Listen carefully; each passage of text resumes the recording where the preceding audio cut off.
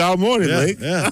How about that? So you're getting body cameras. You're taking your RFP, request for proposal. Right. You've recognized a vendor. Right. And so for the benefit of the listening public, and obviously they are, you expect to roll these out in January? Our train-the-trainer program starts the first week back in January. I think it's the 5th through the 10th that we're going to start that. And TASER comes in, and we'll have a group of officers that we've selected that'll start our training program. And then through that, they'll go out and train the rest of our officers. And as our in-car cameras are dissolved, the body cameras take their place. No, you just said something. In-car cameras dissolved. Right. Getting rid of them. Yes, sir. Okay.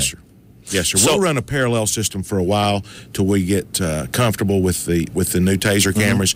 But after that, there will be no more in-car cameras, and it'll be all body-worn cameras. And they'll wear them on their glasses. It'll show there, or on their collar lapel, and it audio and video records. And with technology today, I mean, it's only getting better. So these devices become smaller and more lightweight and user-friendly.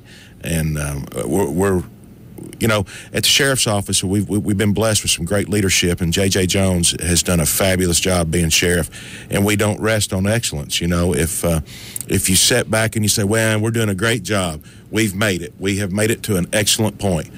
You can't sit there because you will fall back. So we're always striving to do a better job. We're always looking at ways that we can improve. And we've got a great team there with a lot of experience, a lot of years of experience, practical experience in law enforcement. And Sheriff Jones, I have to hand it to him. He really, it's not his way or the highway. He really takes information from all of his chiefs and listens and makes informed decisions. And you may not agree with all of them, but at the end of the day, when the sheriff makes a decision, we're all behind him in that decision. Let me ask you about something that happened here near the UT campus, although it's not the UT campus proper, around 20th, 21st Street or whatever. Yes, sir. Last year before. And I don't remember all the details, but you had an officer that was accused of a chokehold. You know what I'm referring to?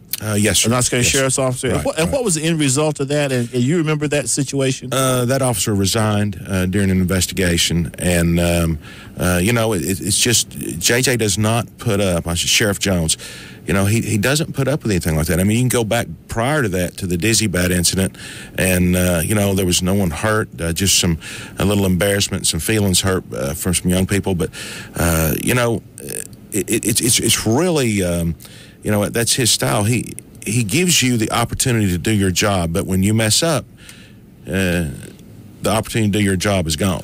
Remind people of what they may not have heard of the Dizzy Bat since you referenced it. Would you, just to remind people what? It was a traffic stop that was made on some young kids that were speeding, and the officer wanted to show that these kids weren't in control. So they pull a bat from a cruiser and make him, I think we've all seen it at the ballparks, where they spin around 3 times and he had to touch the corners of the car. And the point was made to the child that, you're not always in control.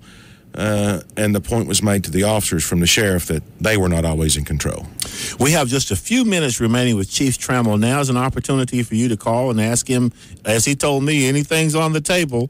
974-2535, 974-2535, and ask him whatever questions you might have regarding the Knox County Sheriff's Office. Chief Tramel, how many officers do you have in the sheriff's office? I know you have some sworn officers, you have some correctional officers, right. For the benefit of the listening public, how does that break down? We've got 1,032 positions at the Knox County Sheriff's Office, and about half of those are in corrections.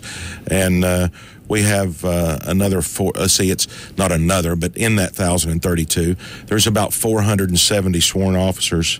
I believe that's patrol, detectives, warrants, court services, the civil and criminal warrants division, things like that, fugitive squad. But I'm going to tell you something.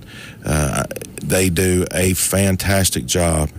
These men and women that work for you at the Knox County Sheriff's Office, it's amazing. It really is.